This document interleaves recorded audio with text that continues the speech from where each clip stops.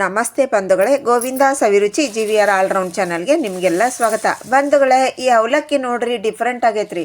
Same chips ಇದ್ದಂಗೆ ಐತ್ರಿ. ಹಂಗೆ ಕಾಣಕತ್ತೈತೆ ಹೌದಿಲ್ರಿ? ಹತ್ತಿರದಿಂದ ಒಂದೊಂದ ತೋರಿಸ್ತೀನಿ ನೋಡ್ರಿ ನಿಮಗೆ.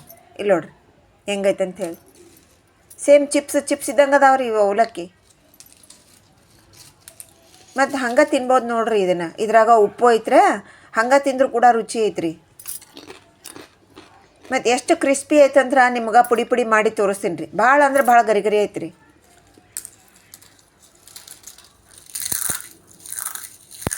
ನೋಡ್ರಿ, ಇದರಿಂದ ನಾವು ಮಸಾಲ ಅವಲಕ್ಕಿ ಮಾಡೋಣ್ರಿ. ಸ್ಪೆಷಲ್ ಮಸಾಲ ಹಾಕಿ ಅವಲಕ್ಕಿ ಮಾಡಿದ್ರೆ ನೋಡ್ರಿ ರುಚಿ ಮಾತ್ರ ಅದ್ಭುತವಾಗಿರ್ತೈತ್ರಿ.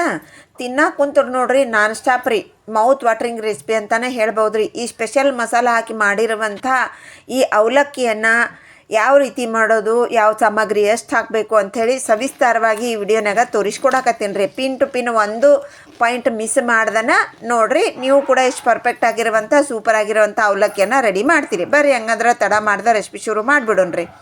ಅದಕ್ಕೆ ಬೇಕಾಗುವಂಥ ಸಾಮಗ್ರಿಯನ್ನು ನೋಡಿರಿ ಎಲ್ಲ ಜೋಡಿಸಿ ಇಟ್ಕೊಂಡಿನ್ರ. ನಾನು ರೆಸಿಪಿ ಶುರು ಮಾಡ್ತಾ ಎಕ್ಸ್ಪ್ಲೇನ್ ಮಾಡ್ತೀನಿ ರೀ.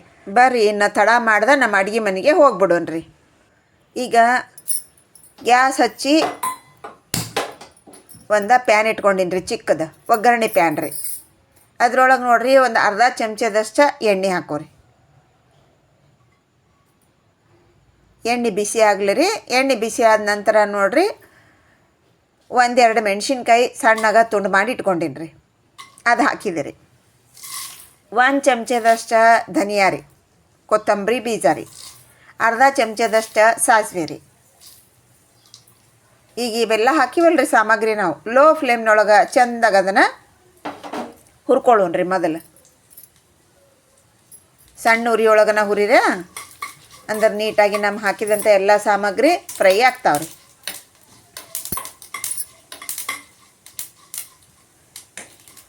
ಈಗ ಇದ್ರೊಳಗೆ ನೋಡ್ರಿ ನಮ್ಮ ಸಾಸಿವೆ ಅದೆಲ್ಲ ಚಟಪಟ ಅನ್ನಕತ್ತಾವ್ರಿ. ನಮ್ಮ ಧನಿಯಾ ಸಾಸಿವೆ ಅದು ಸ್ವಲ್ಪ ಈ ಕಡೆ ಹಿಡ್ಕೊಂಡು ರೌಂಡ್ ಅಪ್ ಮಾಡಿಬಿಡ್ರಿ. ಅದನ್ನು ಸ್ವಲ್ಪ ಗೋಲ್ಡನ್ ಬ್ರೌನ್ ಕಲರ್ ಬಂದೈತಿ ಅಂದಾಗ ಇನ್ನೊಂದು ಸ್ವಲ್ಪ ಆಗಬೇಕಿರ್ತೈತಲ್ರಿ, ಆವಾಗ ಒಂದು ಅರ್ಧ ಚಮಚದಷ್ಟು ಜೀರಿಗೆ ಹಾಕಿರಿ. ಜೀರಿಗೆ ಹಾಕಿ ಈಗೆಲ್ಲ ಸಾಮಗ್ರಿ ನೋಡಿರಿ ಪೂರ್ತಿ ಕಂಪ್ಲೀಟಾಗಿ ಹೊಂಬಣ್ಣ ಬರ್ಬೇಕ್ರಿ. ಮತ್ತು ಚಟಪಟ ಅನ್ನೋದು ಕಂಪ್ಲೀಟಾಗಿ ನಿಂದಿರ್ಬೇಕ್ರಿ. ಹಸಿ ಅಂಶ ಸಾಸಿವೆದು ಒಂದು ಕಾಳು ಕೂಡ ಉಳಿಬಾರ್ದ್ರಿ. ಹಂಗೆ ಇದನ್ನು ಹುರ್ಕೋಬೇಕ್ರಿ ನಾವು. ಈಗ ಎಲ್ಲ ನಮ್ದು ಹಸಿ ಅಂಶ ಏನೂ ಇಲ್ಲರಿ, ಚಟಪಟ ಅನ್ನೋದೆಲ್ಲ ನಿಂತ್ಬಿಟ್ಟೈತೆ ನೋಡ್ರಿ ಸಾಸಿವೆ. ಈಗ ಅದಿಲ್ರಿ, ಈಗ ಇದನ್ನು ತೆಗೆದು ಬಿಡ್ರಿ. ಈಗ ಸೈಡಿಗೆ ತಣ್ಣಗಾಗಕ್ಕೆ ಬಿಡ್ರಿ ಇದನ್ನು. ಈಗ ಅದ ಒಲೆ ಮೇಲೇ ನಾವೀಗ ಒಂದು ಅಗಲಂದು ದಪ್ಪ ತಳದ ಪಾತ್ರೆ ಇಟ್ಕೊಳ್ಳೋಣ್ರಿ. ಅದರೊಳಗೆ 1 ಕಪ್ಪಿನಷ್ಟು ಎಣ್ಣೆ ಹಾಕಿರಿ. ಎಣ್ಣೆ ಬಿಸಿ ಆಗ್ಲಿರ ಅಷ್ಟನ್ನೋರೊಳಗೆ ನಾವೀಗೇನು ಹುರ್ಕೊಂಡಿವಲ್ರಿ ಅದು ತಣ್ಣಗಾಗಿರ್ತೈತೆ ರೀ. ಫ್ಯಾನಿನ ಕೆಳಗಿಟ್ರೆ ತಣ್ಣಗಾಗಿಬಿಡ್ತೈತೆ ರೀ. ಅದನ್ನೀಗ ಪೌಡ್ರ್ ಮಾಡ್ಕೊಳಕ್ಕೆ ಮಿಕ್ಸಿ ಜಾರ್ನಾಗ ಹಾಕ್ಕೊಳಕತ್ತೀನಿ ರೀ. ಕಂಪ್ಲೀಟಾಗಿ ತಣ್ಣಗಾದ ನಂತರನ ಪೌಡ್ರ್ ಮಾಡಿರಿ, ಅಂದ್ರೆ ಪೌಡ್ರ್ ಆಗತ್ತೆ ರೀ. ಬಿಸಿ ಇದ್ದಾಗ ಪೌಡ್ರ್ ಆಗೋದಿಲ್ಲ ರೀ ಅದು. ಈಗ ನೋಡಿರಿ 1 ಚಮಚದಷ್ಟು ಕಲ್ಲುಪ್ಪು ಹಾಕಾಕತ್ತೀನಿ ರೀ. ಇದನ್ನು ಸ್ವಲ್ಪ ತರಿಯಾಗಿ ಪೌಡ್ರ್ ಮಾಡ್ಕೊಂಬರ್ರಿ, ಪೂರಾ ಹಿಟ್ಟಿನ ಗತೆ ಬ್ಯಾಡ್ರಿ. ಈ ರೀತಿಯಾಗಿ ನಾನು ಪೌಡ್ರ್ ಮಾಡ್ಕೊಂಡು ಬಂದು ನೋಡ್ರಿ. ಇದನ್ನೀಗ ಒಂದು ಬೌಲಿಗೆ ತಗೊಂಬಿಡ್ರಿ ಎಲ್ಲಾನು.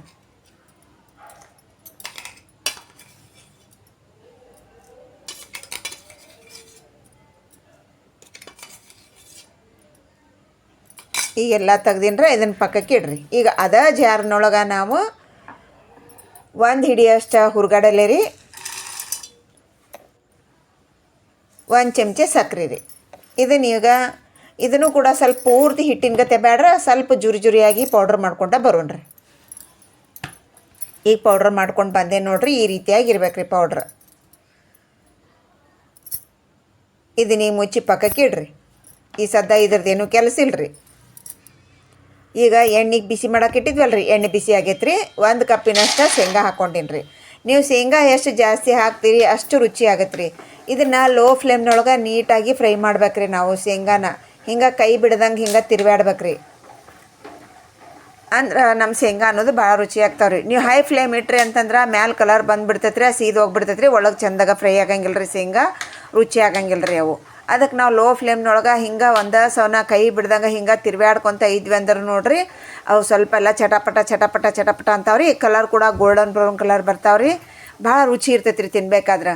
ಈಗ 90% ಆಗೈತಿ ಅಂದಾಗ ಹುರಗಡಲೆ ಹಾಕ್ರಿ. ಇದು ಕೂಡ ನಿಮ್ಗೆ ಎಷ್ಟು ಬೇಕು ಅಷ್ಟು ಹಾಕ್ಬೋದು ರೀ. ಇಷ್ಟೇ ಹಾಕ್ಬೇಕಂತೇನಿಲ್ಲ ರೀ. 1 ಕಪ್ ಹಾಕ್ರಿ, ಅರ್ಧ ಕಪ್ ಹಾಕ್ರಿ, ನಿಮ್ಗೆ ಎಷ್ಟು ಬೇಕೋ ಅಷ್ಟು ಹಾಕ್ರಿ. ಈಗ ನೋಡಿರಿ ನಾವು ಒಂದು 3/4 ಕಪ್ನಷ್ಟು ಹಾಕಿದ್ದೀನಿ ರೀ. ಹಾಕಿದನು ಕೂಡ ರೌಂಡ್ ಅಪ್ ಮಾಡಾಕತ್ತೀನಿ ರೀ. ಹುರ್ಗಡ್ಲೆ ಆಗೋಕ್ಕೇನು ಜಾಸ್ತಿ ಟೈಮ್ ತೊಗೊಳಂಗಿಲ್ಲ ರೀ. ಆಲ್ರೆಡಿ ಅದು ರೋಸ್ಟ್ ಆಗಿದ್ದೇ ಇರ್ತೈತೆ ರೀ. ಈಗ ಇದ್ರೊಳಗೆ ಒಂದು 4 ಮೆಣಸಿನ್ಕಾಯಿ ಫುಲ್ ಹಾಕಿದ್ದೀನಿ ರೀ. 1 ಮೆಣಸಿನ್ಕಾಯಿ ತುಂಡು ಮಾಡಿ ಹಾಕೀನಿ ರೀ. ಈ ಮೆಣಸಿನ್ಕಾಯಿ ಹಾಕಿದಂಥ ಸಾಮಗ್ರಿ ಎಲ್ಲನೂ ಗರಿ ಗರಿ ಆಗ್ಬೇಕು ನೋಡಿರಿ. ಈ ಟೈಮ್ನೊಳಗೆ ಕರಿಬೇವು ಹಾಕ್ರಿ. ಫ್ರೆಶ್ದು ನಾ ಕರಿಬೇವು ತೊಳೆದು ಬಟ್ಟೆ ಮೇಲೆ ಆರಾಕಿಟ್ಟಿದ್ದೀನಿ ರೀ.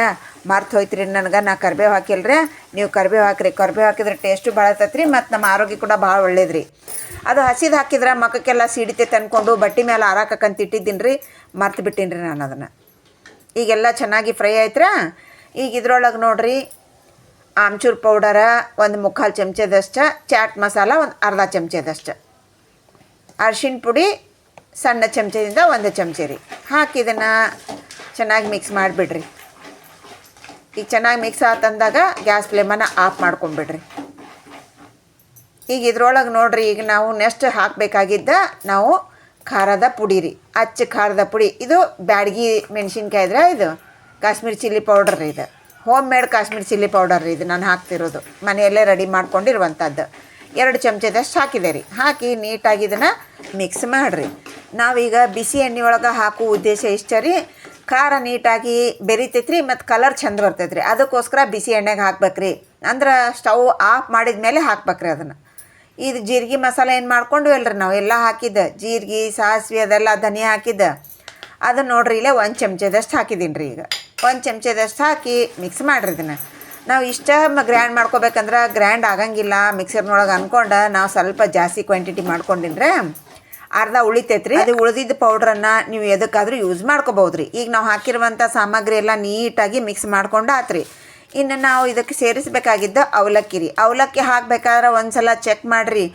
ಗರಿ ಗರಿ ಆಗಿರ್ಬೇಕು ರೀ. ಅದು ಪುಡಿ ಪುಡಿ ಆಗ್ಬೇಕು ರೀ. ಅಂದ್ರೆ ನಾವು ಮಾಡ್ತಿರುವಂಥ ಅವಲಕ್ಕಿ ಏನೈತಲ್ಲ ರೀ ತುಂಬ ಕ್ರಿಸ್ಪಿ ಆಗಿರ್ತೈತೆ ರೀ. ಎಷ್ಟು ದಿವಸ ಇದ್ದರೂ ಕೂಡ ಇಷ್ಟ ಗರಿ ಗರಿ ಆಗಿರ್ತೈತೆ ರೀ. ಇದನ್ನು ಸಾಣ್ಗಿ ಹಿಡ್ಕೊಂಡು ಹಾಕೋರಿ. ಅದನ್ನು ನಾನು ನಿಮಗೆ ಸಾಣ್ಗಿ ಹಿಡಿಯೋ ವಿಡಿಯೋನ ತೋರಿಸಿಲ್ಲ ರೀ. ಬಾಯಿಂದ ಹೇಳಾಕತ್ತೀನಿ ರೀ. ವಿಡಿಯೋ ಭಾಳ ದೊಡ್ಡದಾಗ್ತೈತಿ, ಸಣ್ಣದು ಮಾಡಿರಿ ಅನ್ನಕತ್ತೀರಿ ಅಂಥೇಳಿ ಅದನ್ನು ಸಾಣ್ಗಿ ಹಿಡ್ಕೊಳ್ಳೋದು ನಿಮಗೆ ತೋರ್ಸೋಕೆ ಹೋಗಿಲ್ಲ ರೀ. ಈಗ ನೀಟಾಗಿ ಮಿಕ್ಸ್ ಮಾಡ್ಕೊರಿ. ಬಿಸಿ ಇದ್ರೊಳಗೆ ನಾವು ಮಿಕ್ಸ್ ಮಾಡೋದ್ರಿಂದ ಏನಾಗತ್ತೆ ರೀ, ಅವಲಕ್ಕಿ ಕೂಡ ಇನ್ನೊಂದು ಸ್ವಲ್ಪ ನಮಗೆ ಬಿಸಿನೂ ಆಗತ್ತೆ ರೀ, ಕ್ರಿಸ್ಪಿ ಜಾಸ್ತಿ ಆಗತ್ತೆ ರೀ ಮತ್ತು ರುಚಿ ಹೆಚ್ಚಾಗತ್ತೆ ರೀ. ಈಗೆಲ್ಲ ಮಸಾಲೆ ನೋಡ್ರಿ ನಾವು ಹಾಕಿರುವಂಥ ಮಸಾಲೆ ನೀಟಾಗಿ ಎಲ್ಲ ನಮಗೆ ಮಿಕ್ಸ್ ಆತ್ರಿ. ಅವಲಕ್ಕಿ ಒಳಗೆ ಒಂದು ಅವಲಕ್ಕಿ ಬಿಡ್ದಂಗೆ ಎಲ್ಲ ಅವಲಕ್ಕಿಗೆ ನೀಟಾಗಿ ಕೋಟಿಂಗ್ ಆಗ್ಬೇಕು ರೀ. ಅದು ಇವು ಸ್ವಲ್ಪ ಅಗಲಿರ್ತಾವಲ್ಲ ರೀ, ಮಿಕ್ಸ್ ಮಾಡೋಕೆ ಸ್ವಲ್ಪ ಟೈಮ್ ತೊಗೋತತ್ರಿ. ಆರಾಮಾಗಿ ಮಿಕ್ಸ್ ಮಾಡಿರಿ. ಈಗ ಚೆಂದಾಗೆಲ್ಲ ಮಿಕ್ಸ್ ಮಾಡಿದ ನಂತರ ಈಗ ನಾವಿದು ಹುರಗಡಲೆ ಸಕ್ರೆ ಪೌಡ್ರ್ ಮಾಡ್ಕೊಂಡ್ವಿ ಅಲ್ರಿ, ಅದನ್ನೀಗ ತುಂಬ ಹಿಂಗೆ ಹಾಕ್ಬಿಡ್ರಿ. ಒಂದೇ ಕಡೆ ಹಾಕಕ್ಕೆ ಹೋಗ್ಬೇಡ್ರಿ, ತುಂಬ ಹಿಂಗೆ ಉದ್ರಿಸ್ರಿ. ಈಗ ನಾವು ಜೀರಿಗೆ ಪೌಡ್ರ್ ಅದು ಮಾಡಿ ಇಟ್ಕೊಂಡಿದ್ವಲ್ರಿ, ಜೀರಿಗೆ ಧನಿಯಾ ಅದೆಲ್ಲ ಅದನ್ನು ಒಂದಿಷ್ಟು ಹಾಕ್ರಿ. ಆಗಲ್ಲ 1 ಚಮಚದಷ್ಟು ಹಾಕಿವ್ರೆ. ಈಗ ಒಂದು ಅರ್ಧ ಚಮಚ ಹಾಕ್ರಿ. ಅದನ್ನು ಕೂಡ ಹಿಂಗೆ ತುಂಬಾ ಉದುರಿಸ್ರಿ. ಈಗ ನೀಟಾಗಿದ್ದೀನಿ ಏನು ಮಾಡಿರಿ, ಮಿಕ್ಸ್ ಮಾಡಿರಿ, ಕಲಸ್ರಿ, ಚೆಂದ ಕಲಸ್ರಿ.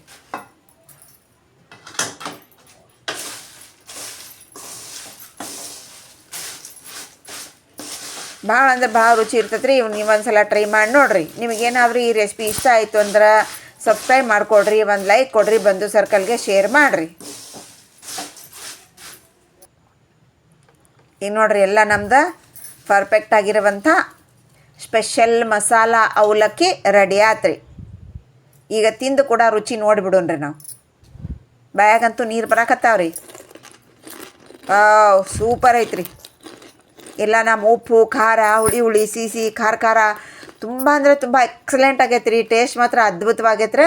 ನೀವು ಒಂದು ಸಲ ಟ್ರೈ ಮಾಡಿದ್ರಂದ್ರೆ ಪದೇ ಮಾಡ್ತೀರಿ. ಒಂದು ಸಲ ಮಾಡಿ ನಾವು ಡಬ್ಬಾನ ಸ್ಟೋರ್ ಮಾಡಿ ಇಟ್ಕೊಂಡ್ವಿ ಅಂದ್ರೆ ಯಾವಾಗ ಬೇಕಂದ್ರೆ ಅವಾಗ ಯೂಸ್ ಮಾಡ್ಕೋಬೋದು ರೀ. ಒಂದು ಏರ್ಟರ್ ಕಂಟೈನರ್ ತೊಗೊರಿ. ಅದು ನೀಟಾಗಿ ಕ್ಲೀನಾಗಿರ್ಬೇಕು ರೀ, ಹಸಿ ಇರಬಾರ್ದು ರೀ, ಮತ್ತು ಡ್ರೈ ಇರ್ಬೇಕು ರೀ. ಆ ಡ್ರೈ ಇರುವಂಥದ್ರಲ್ಲಿ ಹಾಕಿ ನಾವು ಇಟ್ವಿ ಅಂತಾರೆ ಇಮಿಡಿಯೇಟಾಗಿ ನೀವು ಬಾಕ್ಸ್ನೆಲ್ಲ ಹಾಕ್ಬಿಡ್ರಿ. ಇಲ್ಲಂತಂದ್ರೆ ನೀವು ಲೇಟ್ ಮಾಡಿದ್ರಂದ್ರೆ ಮೆತ್ತಗಾಗ್ಬಿಡ್ತೈತೆ ರೀ. ಅದಕ್ಕೆ ನಾವು ಮಾಡಿದ ತಕ್ಷಣವೇ ಒಂದು ಏರ್ಟರ್ ಬಾಕ್ಸ್ನೆಲ್ಲ ಹಾಕಿ ಕ್ಯಾಪ್ ಹಾಕಿ ಮುಚ್ಚಿಟ್ಟಿವಿ ಅಂತಂದ್ರೆ ನೋಡಿರಿ ಎಷ್ಟು ದಿವಸ ಬೇಕಾದ್ರೆ ಇದನ್ನು ಗರಿ ಗರಿ ಆಗಿರ್ತೈತೆ ರೀ. ಯಾವಾಗ ಬೇಕಂದ್ರೆ ಅವಾಗ ನಾವು ಇದ್ರೆ ಯೂಸ್ ಮಾಡ್ಕೋಬೋದು ರೀ. ಈಗ ನೋಡಿರಿ, ಈಗ ನಮ್ಮ ಪರ್ಫೆಕ್ಟ್ ಆಗಿರುವಂಥ ನಮ್ಮ ಸ್ಪೆಷಲ್ ಮಸಾಲ ಹಾಕಿ ಮಾಡಿರುವಂಥ ಅವಲಕ್ಕಿ ರೆಡಿ ಆತ್ರಿ. ಪ್ರತಿಯೊಂದು ಅವಲಕ್ಕಿಗೂ ನಮ್ಮ ಮಸಾಲ ಕೋಟಿಂಗ್ ಅನ್ನೋದು ನೀಟಾಗಿ ಅಪ್ಲೈ ಆಗೈತೆ ನೋಡಿರಿ. ಎಲ್ಲಿ ಪ್ಲೇನ್ ಅನ್ನೋದು ಕಾಣಕತ್ತಿಲ್ಲ ರೀ. ಟ್ರೈ ಮಾಡಿರಿ. ಇನ್ನೊಂದು ರೆಸಿಪಿಯಲ್ಲಿ ಸಿಗ್ತೀನಿ. Thanks for watching. ಬಾಯ್.